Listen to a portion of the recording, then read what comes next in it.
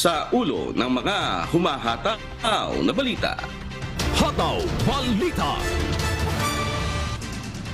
6 na Pinoy na humiling ng repatriation mula sa Lebanon at 45 mula sa Israel nakatakdang dumating sa Pilipinas. Hataw Balita. Armed Forces of the Philippines o AFP nanindigan na obligasyon ng Sandatahang Lakas ng Pilipinas ang pagsasagawa ng rotation at resupply o RORE mission sa ating mga sundalo na nagbabantay sa may West Philippine Sea. Hataw Balita. Commission on Elections o COMELEC Chairman George Erwin Garcia nilinaw na hindi mabibigyan ng overtime pay ang mga gurong nagsilbi sa nakaraang eleksyon. Hataw Balita. Una sa ating mga humahataw na balita. Inaasahang darating sa Pilipinas ngayong araw ng Biyernes, November 3, ang 6 na Pilipinong humiling ng repatriation mula sa Lebanon ayon kay Department of Foreign Affairs o DFA Undersecretary Eduardo De Vega. Sa gitna ito ng gulong sumiklab sa pagitan ng Hezbollah militants at Israeli troops kasunod ng Israel-Hamas conflict. Samantala sa November 6 naman, araw ng Lunes, inaasahan ding babalik sa bansa ang pang-5 batch ng Filipino repatriates galing Israel. Kinabibilangan ito ng 45 Pilipino.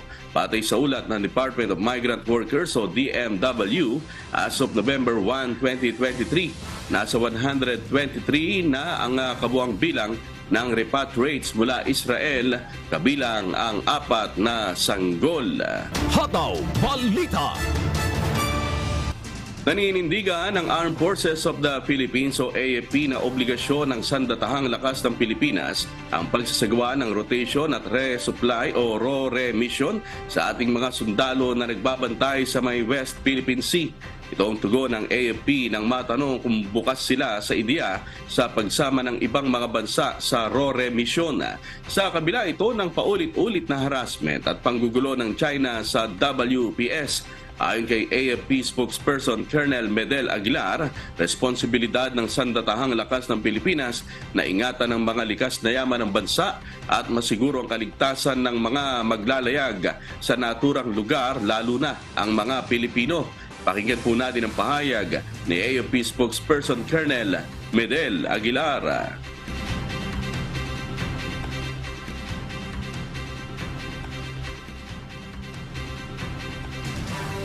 Ay isang malayong bansa at mayroon tayong foreign policy na independente. So, malaking isang sa akin parang insulto yung sinasabi nila na dinidiktahan tayo ng ibang bansa sa ating ginagawa. Siguro nasasaktan lang sila dahil nalalaman ng maraming tao sa buong mundo kung ano ang mga kamalian na kanilang ginagawa. Samantala, muli namang iginiit ng Sandatahang Lakas ng Pilipinas ang independent policy ng bansa, kaya't hindi anya tama na sabihing dinidiktahan lamang tayo ng ibang mga bansa kaugnay sa issue ng West Philippine Sea. Hataw Balita. Muli namang iginiit ng Department of Foreign Affairs o DFA na China ang nanghihimasok sa Baho de Masinloc na teritoryo ng Pilipinas at pinalala lamang nito ang tensyon sa West Philippine Sea. Kasunod ito ng mga bagong paratang ng China sa Pilipinas kaugnay sa umano'y panghihimasok ng ating barko sa may Baho de Masinloc o Scarborough Shoal. Ayon sa DFA, China at hindi ang Pilipinas ang dapat na tumigil sa ginagawang panggugulo. Dagdag pa ng kagawaran ang ginagawang maritime patrols ng Pilipinas sa Baho de Masinloc ay nakabatay sa batas at isang gawain ng malayang bansa na nagmay-ari sa kanyang teritoryo. Bahagi rin anya ito ng administrative responsibility ng Pilipinas. Binigyang diin ng DFA na walang legal na basihan ang mga akusasyon ng China na nagpapalala lamang ng tensyon sa West Philippine Sea. Samantala, iginiit naman ni Armed Forces of the Philippines o AFP spokesperson Colonel Medel Aguilar na dapat nang itigil ng China ang ginagawa nilang pangaharas sa mga Pilipinong mangingisda. Dapat na rin anyang umalis ang China sa ating maritime zone. Pakinggan po natin ang pahayag ni AFP spokesperson Colonel Medel Aguilar. Siguro ang dapat na itigil yung kanilang mga illegal na ginagawa sa loob ng ating maritime zone. Hindi sila dapat nandyan at hindi sila dapat nang haharas ng ating mga mangingisda. So lahat ng kanilang mga ginagawa dapat nilang itigil. Hataw Balita.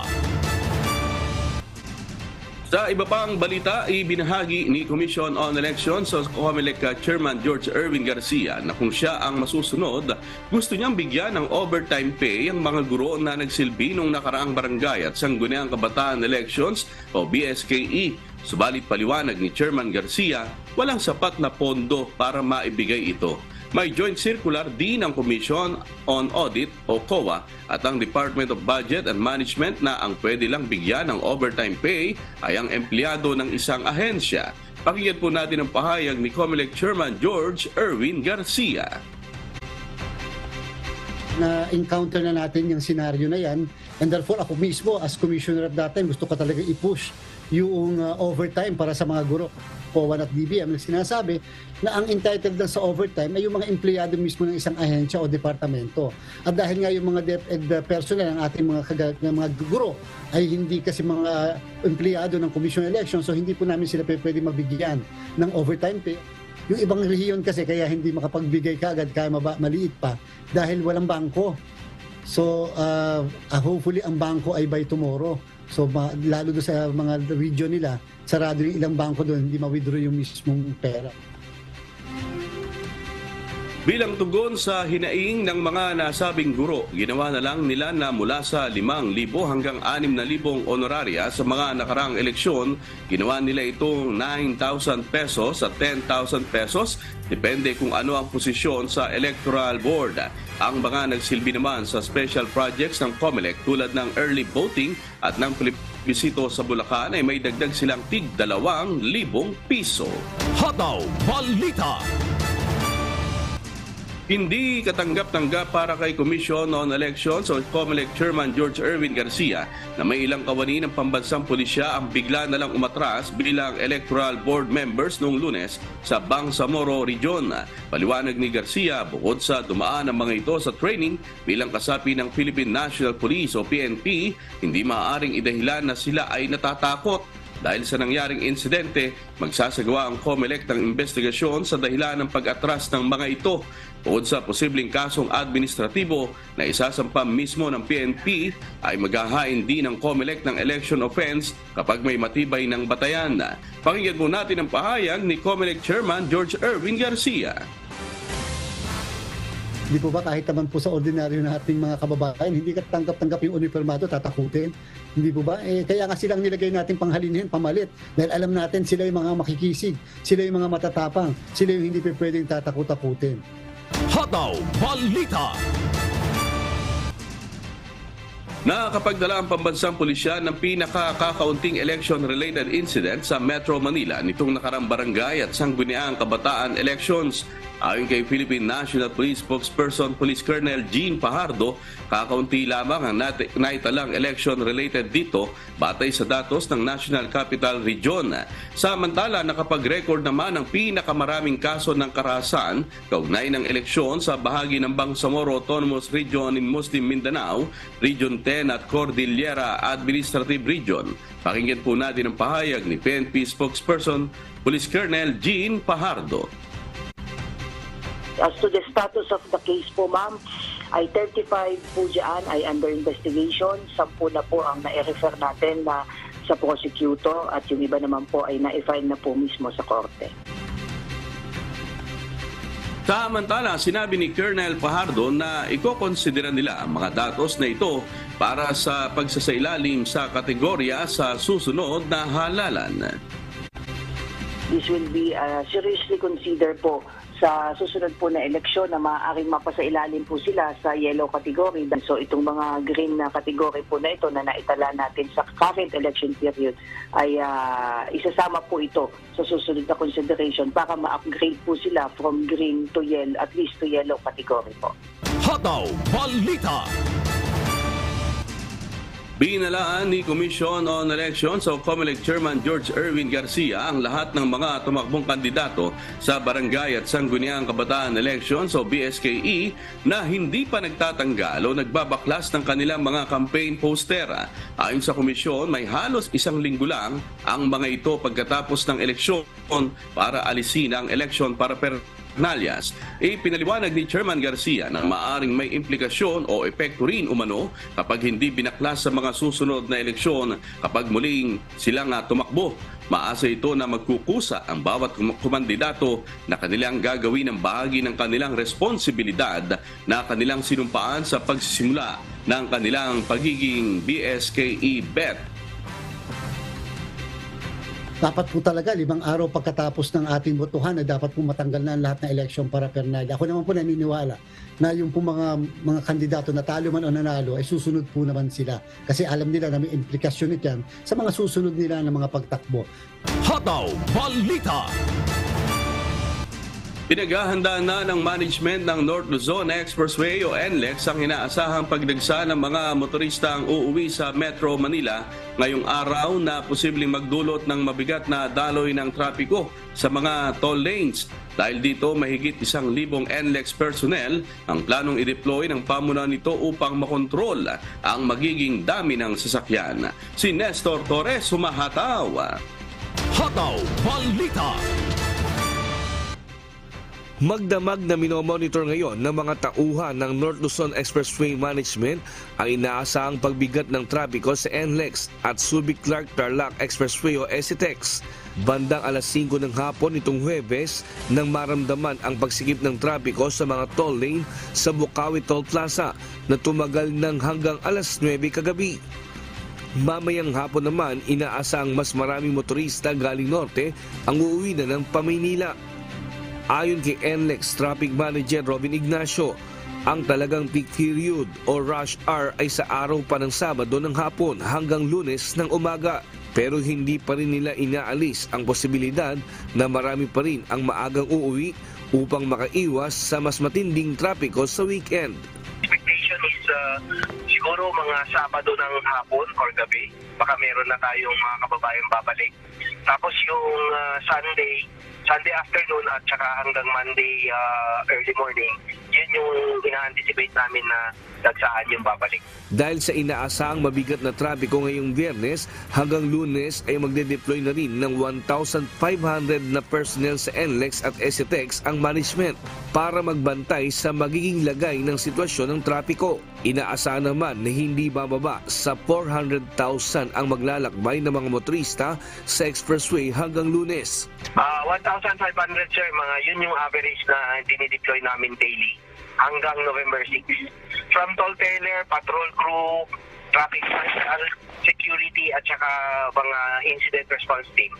Yung total ng dalawa sir, average for that day, maaaring umabot po ng 400,000.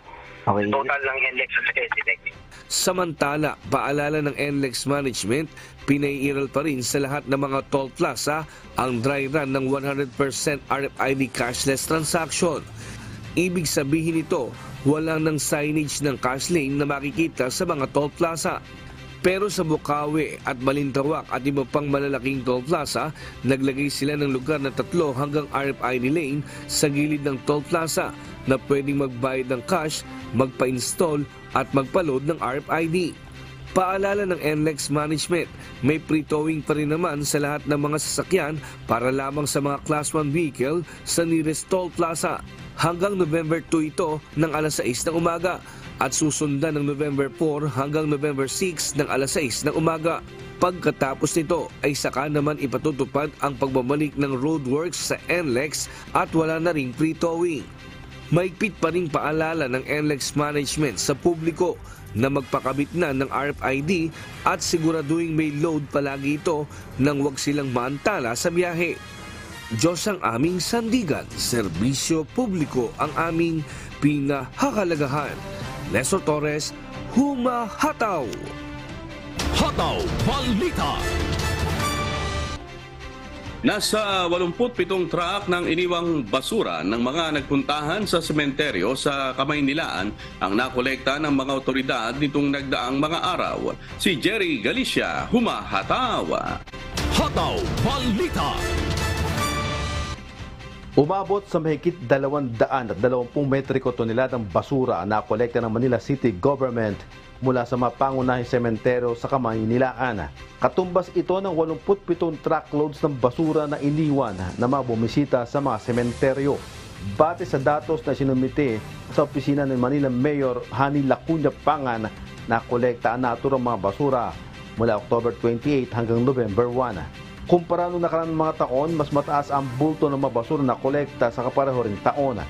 Unang araw pa lamang sa buwan ng Nobyembre, 12 truckloads na katumbas ng 38 metriko tonelada na ang nakolekta sa Manila North Cemetery pa lamang.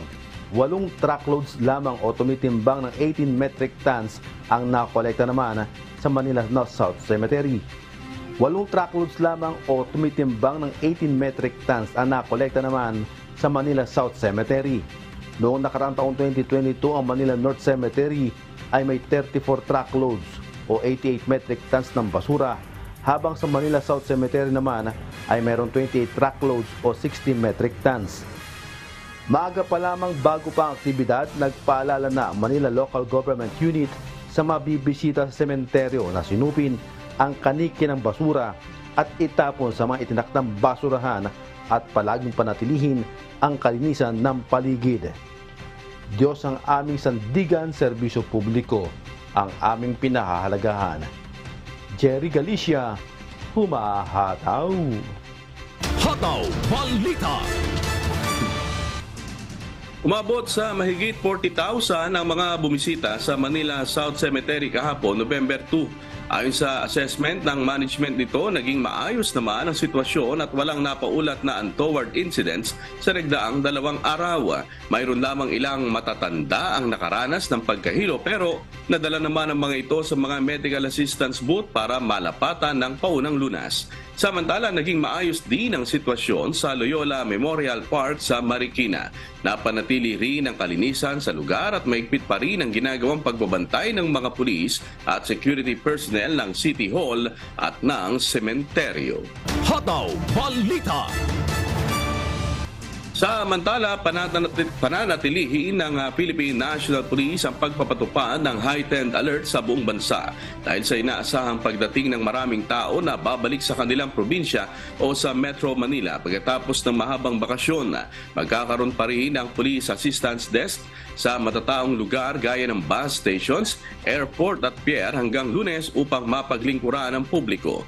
Ayon kay PNP spokesperson Police Colonel Jean Pajardo, pagamat hanggang kahapon na lang ang full red alert ng pambansang pulisya, nasa heightened alert pa rin naman ang kanilang mga tauhan hanggang sa darating na linggo. Nangangahulugan ito na hindi kukulangin sa 80% ng 228,000 na miyembro puwersa ng pulisya ay magiging available para sa mga deployment. Pagtitiyak ito na may sapat na bilang ng mga pulis na nasa tungkulin upang mapanatili ang kaayusan at kaligtasan ng mga bakasyonista na bumabalik sa kanilang mga komunidad matapos ang mahabang bakasyon. Pakinggan po natin ang pahayag ni PNP spokesperson Police Colonel Jean Pajardo. Bagamat ang mga regional directors naman po ay may discretion para i-maintain po yung kanilang full alert status at least hanggang weekend po kung saan inaasahan po natin na babalik naman sa kanilang probinsya at bakasyon yung mga kababayan natin na dito po sa Metropolis po nakatira at nagtatrabaho. Hataw Balita. Oras alas 5:32 na po ng umaga at sa pagpapatuloy ng Hataw Balita Pilipinas. Tulong muna bago balita. Isang matanda sa Centennial Garden ang sugatan matapos mabangga ng van sa Santa Rosa, Laguna. Patawid sana ito sa kabilang bahagi ng sementeryo nang bigla itong banggain ng sasakyan. Agad namang tinulungan ng UNTV News and Rescue ang biktima. Si Leslie Ridem, humahataw. Hataw Balita. Pasado alas 4 ng hapon nitong Miyerkules habang nakastandby ang UNTV News and Rescue sa Centennial Garden sa Santa Rosa, Laguna nang lumapit si Lola Lorna Malabuyo kasama ang kanyang kapatid at pamangkin sa grupo. Ipinakita niya ang namabagadyang binti at kanang hinlalaki. Mayroon din itong mga gasgas sa kanang harapan ng kanyang binti na agad namang nilapatan ng pangunang lunas ng rescue team. Kwento ng kapatid ng biktima, nabangga si Lola Lorna ng sasakyan na biglang umarangkada habang patawid sila sa sementeryo. Kasi sabi ko, ang dami-daming tao dito. Alam mo, maraming tao. Bakit nagpipis ka? Mahingila nga daw siya. Mahingila ka nga, tapos bigla ka pagkorangkada, hindi ka naman tumitingin. Nakatigil na ako sa right side. Nakatigil kami inawat dito pang ating ako. Bigla siya po, nakagip yung pamatid ko. Punta, tapi ka sila. Matapos ang insidente na wala na anila ang sasakyan at hindi na rin na-report sa mga otoridad. Opo, nakausap po for a moment kasi traffic din yun. Nasa sakal siya, isabi namin, tumoto siya to move forward. Pero wala dati, so di na rin natin nakita pa. Hindi na nagpadala sa ospital ang biktima matapos mabigyan ng atensyong medikal. Sa halip, nagpahatid na lang ito sa rescue team patungo sa puntod ng kanyang kaanak. Diyos ang aming sandigan, serbisyo publiko ang aming pinahalagahan. Leslie Widem, Huma Hataw! Hataw Balita! Aresto ng mga otoridad ang 2 sa 3 suspect na nag-viral ang video ng pagnanakaw sa isang coffee shop sa Cebu City. Natitirang suspect na hinahanap, pinanawagang sumuko na sa pulisya. Si Edmond Hisola, Huma Hataw! Hataw Balita! Arestado na ng otoridad ang lead robber at isa sa 2 niyang kasamahan na nagnakaw sa isang coffee shop sa kahabaan ng Salinas Drive sa Lahog, Cebu City nitong Martes, October 31. Kinilala ang pangunahing suspect na si Arvin Malolot na naaresto ng Mandawi City Police Office sa Barangay Sentro. Siya ang nakita sa footage na nakasuot ng puting jacket na nakahoodie na nagtutok ng baril sa cashier. Ayon kay MCPO Deputy City Director for Administration at spokesperson Police Lieutenant Colonel Franco Rudolph Oriol, nahanap ng kanilang intelligence unit ang mga suspect sa pagnanakaw matapos silang makatanggap ng impormasyon mula sa mga concerned citizen at iilan sa mga kakilala ng suspect. Isinagawa ang pag-aresto sa pakikipagtulungan ng Police Station 4 ng Cebu City Police Office. Isa pang tulisan na kinilalang si Cyrus Janralios ang inaresto rin ng Cebu City Police Office sa kanyang bahay sa Barangay Kamputaw gabi nitong Martes. Ayon sa mga investigador, si Ralios naman ang nagsilbing getaway driver ng grupo. Ninakawan ng 3 ang coffee shop at customer nito. Ang isa pang hinihinalang magnanakaw na kinilalang si Giovanni Lagahit alias Banban ay kasalukuyang hinahanap pa rin ng mga otoridad. Nahuli ang mga sospek sa tulong ng surveillance footage ng coffee shop na ninakawan nila noong Martes. Dinala ang 2 sospek sa Cebu City Police Office kung saan ikukulong ang mga ito habang hinihintay ang pagsasampa ng kaukulang kaso laban sa kanila. Hinimok naman ni Police Lieutenant Colonel Janet Rafter, CCPO Deputy Director for Operations, ang 3 sospek na sumuko na sa mga otoridad. Nilinaw naman ni Rafter na hindi kasabwat ang customer na inagawan ng cellphone at bag. Diyos ang aming sandigan, serbisyo publiko ang aming pinahahalagahan. Mula rito sa Cebu City, Edmond Disola, Huma Hataw! Hataw Balita! Natagpuan ng ilang residente sa isang madamong lugar sa gilid ng kalsada sa barangay Villa Peña, Goa, Camarines Sur ang isang sanggol na nakabalot sa jacket at basa sa ulan kahapon November 2. Naalerto ang mga tao sa lugar nang marinig ang pag-iyak ng bata sa parte ng kalsada sa naturang bayan. Agad namang responde ang mga rescue personnel ng Goa Local Government Unit para ma-check ang kalagayan ng sanggol. Sa ngayon ay nasa pangangalaga na ang babaeng sanggol sa Goa LGU Infirmary kung saan ito pansamantalang imomonitor ang kalagayan nito. Panawagan naman ng Goa LGU na makipag-ugnayan ng sinumang makakapagturo sa mga kaanak o magulang ng babaeng sanggol. Hataw Balita! Patuloy na pinaghahanap ng Philippine Coast Guard ang isang lalaki na tumalon sa karagatang sakop ng Ticao Island sa Monreal, Masbate. Samantala, isang sasakyang pandagat naman na nakaangkla ang nasunog sa Castilla, Sorsogon. Si Jerry Galicia, humahataw. Hataw Balita. Nagpapatuloy ang pakipag-ugnayan ng Philippine Coast Guard Masbate sa Philippine National Police at Municipal Disaster Risk Reduction and Management Office para sa paghahanap sa lalaking tumalon mula sa isang barko.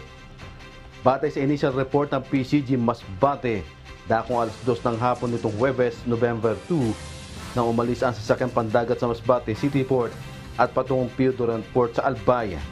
As far as report is concerned, may konti yatang problema yung lalaki, tumalon daw doon sa galing sa Don Eduardo Habang bumabagtas ang roll-on-roll of Ororo vessel na Don Eduardo ng Santa Clara Shipping Lines sa karagatan sakop ng Monreal, tumalon ang 29 anyos na pasahero.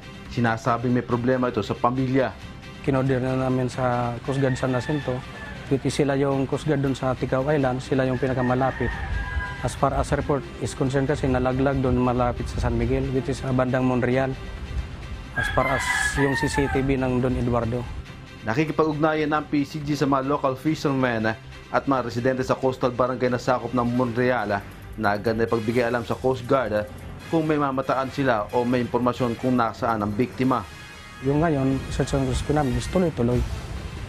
So, kung hindi man, kami nakapag-shoot out na rin kami ng mga message sa mga fishermen and other localities na if decided yung nawawalang tumalon na ito is i-report din nila sa nearest Coast Guard officer. Diyos ang aming sandigan, serbisyo publiko ang aming pinahahalagahan. Jerry Galicia, humahataw. Hataw Balita. Patuloy ang rehabilitasyon ng Philippine National Railway sa Riles sa probinsya ng Albay para sa muling pagbubukas ng PNR Legazpi Station. Si Francis Atento, humahataw. Hataw Balita. Tinatayang nasa 80% ng tapos ang linya ng Riles ng Philippine National Railways o PNR sa kahabaan ng Ligao to Legazpi sa lalawigan ng Albay.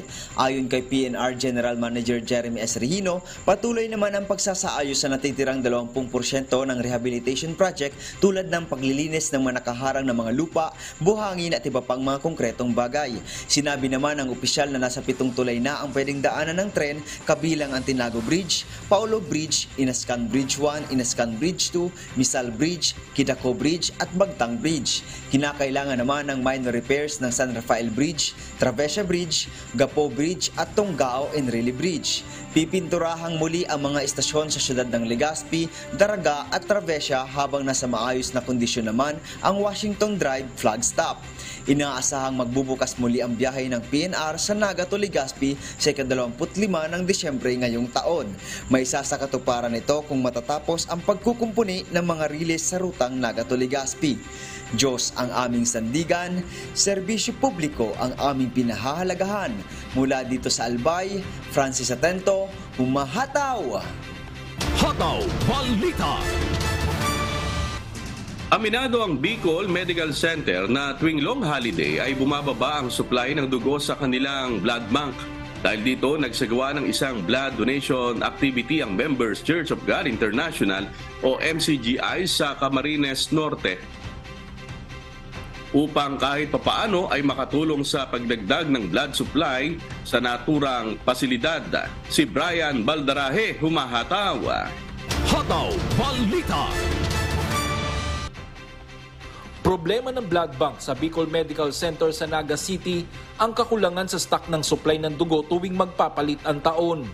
Kapag buwan kasi ng Disyembre, marami sa mga blood donation activity ang pansamantalang nahihinto dahil sa nakabakasyon ng maraming mga Pilipino. Karaniwan po na nagkakaproblema tayo sa supply ng dugo kapag dumarating yung mga holiday season. So, kapag po nataon na holiday, syempre po ang mga tao naka-holiday din, walang pasok. So, may chance po na ma-cancel or ma-move ang ating bloodletting activities. Kaya naman ikinatuwa ng mga doktor sa rehiyon ng Bicol na may mga individual at grupo na regular at hindi pumapalya pagdating sa pagdodonate ng dugo. So yun po, ang ibig sabihin po nun, every 3 to 4 months na magkakandak tayo ng blood donation, nandoon po sila. So ibig sabihin, yung advocacy nilang magbigay, yung voluntaryong pagbibigay ng dugo ay nasa puso na po nila. So sila po ay tunay na bayani. Noong Sabado, October 25, isang blood donation drive ang isinagawa ng Members Church of God International o MCGI Camarines Norte Chapter para makatulong sa pangangailangan ng dugo sa naturang blood bank. Gaya na lamang ni Wilfredo na kahit malayo ang tinitirhan, ay nagsikap pa rin na makarating at makapag-donate ng dugo. Unang-una po, yung natutunan natin doon sa aral na kung mag-donate tayo ng dugo, makakapagdugtong tayo ng buhay sa kapwa natin.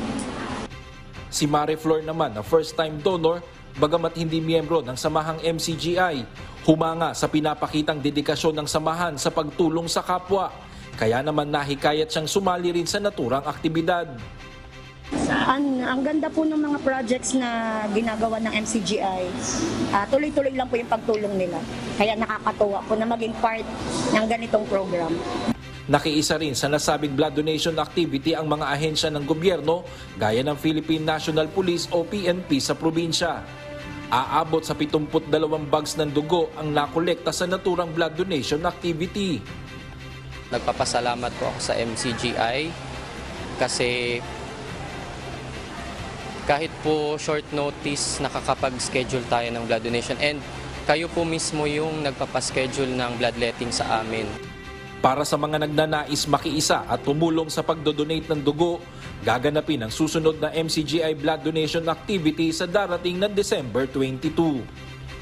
Diyos ang aming sandigan, serbisyo publiko ang aming pinahahalagahan. Brian Baldarahe, Humahataw.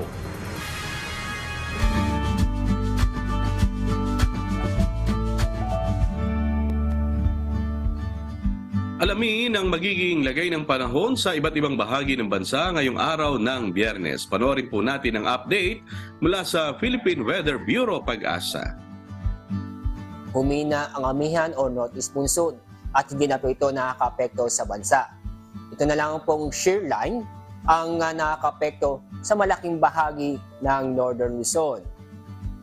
Kaya sa malaking bahagi ng northern Luzon, makakaranas po tayo ng maulan na panahon. Samantala, wala po tayong binabantayan na panibagong low pressure area o bagyo sa dagat Pasipiko, lalo na po sa loob ng Philippine Area of Responsibility. Sa araw nito, makakaranas po tayo ng maulap na kalangitan na may tsansa ng mga kalat-kalat na pag-ulan at thunderstorm sa Cagayan, Isabela, Apayao at kasama na rin po ang Batanes at Ilocos Norte. Samantala po, itong nalabing bahagi ng Luzon, kasama na rin po ang buong Kabisayaan at Mindanao ay magiging maganda at maliwas sa panahon. Kung saan ay bahagyang maulap hanggang sa maulap na kalangitan. Sa mga katuwid, masisilayan po natin si Haring Araw. Pero may tsansa pa rin ng mga localized thunderstorm kung saan magbibigay ito ng mga sandaling pag-ulan o bigla ang buhos na ulan. Ngayong araw, wala pa rin tayong gale warning, kaya safe pa rin po pumalaot ating mga kababayan sa buong kapuluan. Dagdag ingat lang po tayo dahil sa mga thunderstorm. Sa weather outlook sa mga piling lugar, mula bukas hanggang Monday next week ay patuloy pa rin tayo makakaranas ng maganda at maliwas sa panahon kung saan makakaranas pa rin tayo ng bahagyang maulap hanggang sa maulap ang kalangitan. Maliban lang po sa mga localized thunderstorm kung saan magbibigay ito ng mga mahihina hanggang sa katamtamang pag-ulan. Ang araw sisikat mamaya po ang 5:52 ng umaga. Ang araw lubog sa ganap na 5:27 ng hapon. At napanood po natin ang update mula kay Pag-asa Weather Specialist Alzar Aurelio. Tandaan, sa bawat araw na ating nasisilayan, tayo'y magpasalamat sa Diyos na may lalang. Hataw Balita. Samantala, naging masigla ang turismo sa lalawigan ng La Union na tinaguriang Surfing Capital of the North dahil sa pagdagsa ng mga bakasyonista ngayong long holiday. Buhay na buhay rin ang mga negosyo rito mula sa mga nag-aalok ng accommodations, nagpaparkila ng surfing gear, instructors, pagkain at iba pa.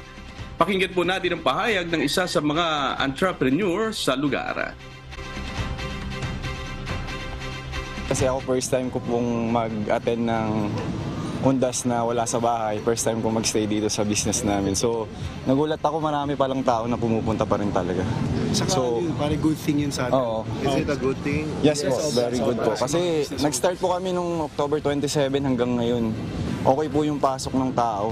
As in, doon namin na-figure out na maganda pala talagang mag-business dito sa La Union. Sa tala ng San Juan Tourism Office mula sa National Capital Region ang may pinakamaraming bilang ng mga bumibisita rito. Samantala, inaasahan pa ang pagdagsa ng mga turista dahil sa nalalapit na 3 araw na selebrasyon ng surfing break sa naturang lugar na mag-uumpisa ngayong araw ng Biyernes. Pakinggan po natin ang pahayag ng ilan sa mga turista. Actually, napili namin to kasi dahil sa nauuso yung panood na sa mga TikTok na social media. So, magandang vacation place itong LU kasi nga siyempre may surfing tapos masarap din ang food dito. Malapit siya sa Manila, ilang hours lang na drive, unlike sa ibang lugar na by plane. So, dito kasi halos lahat nandito rin and chill, yung vibe medyo relax lang talaga. So, medyo malayo ka sa toxic sa Manila eh. Dito makakapagpahinga ka eh. Hataw Balita.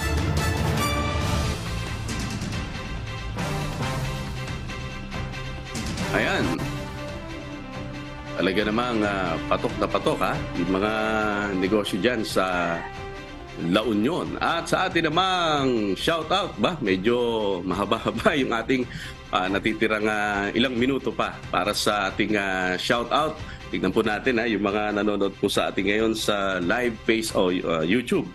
Si Emma Chikuhara, ayan, si Elena Yang, Wilfredo Perlada, Joel Benobra, Rosita Nebrida, Apolinario Sioson, Jade Repolona, at Bedastro Gakutno, JC Yama.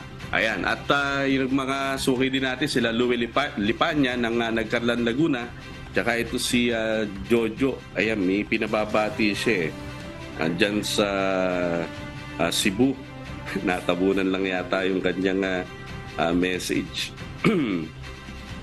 Anyway, sa susunod na lang siguro yan. Pero yung ating mga kasama kahapon dyan sa iba't ibang lugar sa Laguna, dyan sa South District, East District, North at West District ng Laguna, ganun din sa Batangas District. Ayan, nagkakita-kita yung mga kasamang worker o servant. Ayan, shoutout po sa inyong lahat at siyempre sa akin pong tita, si Tita Nene La Pastora na suki din natin, pati si Tita Bergie Arapway. Ayan, at ang aking Tito Atoy dyan naman sa Lucca, Italy. At ganoon din sa mga suki natin sa iba't ibang panig ng mundo. Shoutout po sa inyo. At syempre sa mga tagapakinig ng Hataw Balita Pilipinas sa Radyo La Verdad 1350. At sa darating po na Lunes, November 6, muli po kaming nag-aanyaya sa panibagong sesyon ng Mass Indoctrination ng MCGI. Alas 7 po yan ng gabi, Philippine Standard Time sa official MCGI social media accounts. Kabilang po ang MCGI channel, ang official YouTube channel ng Members Church of God International. Patuloy rin po namin kayong hinaaniyahan na makiisa sa Global Prayer for Humanity tuwing Lunes hanggang Biyernes alas 9:30 ng gabi. Ito po yung nakastream ng live sa lahat ng MCGI social media accounts. Ang Global Prayer for Humanity ay bukas po sa lahat, anuman ang inyong relihiyon o lahi. Mga kasangbahay, kung meron po kayong balitang hindi ninyo napanood o kaya ay may nais kayong muling panoorin sa Hataw Balita Pilipinas, bisitahin lamang po ang aming mga official social media account.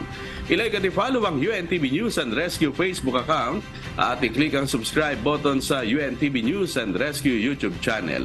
Mapapanood nyo rin po rito ang iba pang news programs ng UNTV, pati na ang iba pang videos na nag-iisang public service channel. Kaya, subscribe, like, and share. At sa aming ibabahaging mga salita ng Diyos na ating sandigan, mula sa awit 138 talatang 6. Sapagkat bagaman ang Panginoon ay mataas, gumagalang din sa mababa, ngunit ang hambog ay nakikilala niya mula sa malayo.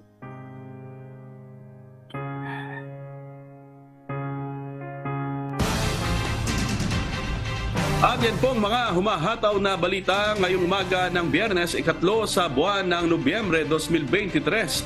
Sa ngalan po ng lahat ng bumubuo ng UNTV News and Rescue at ng UNTV Radyo La Verdad 1350, ng ating mga correspondent mula Luzon, Visayas at Mindanao. Ako po ang inyong amigo, Sherwin Kulubong. At dito sa UNTV at UNTV Radyo La Verdad 1350, Diyos ang aming sandigan, serbisyo publiko ang aming pinahahalagahan.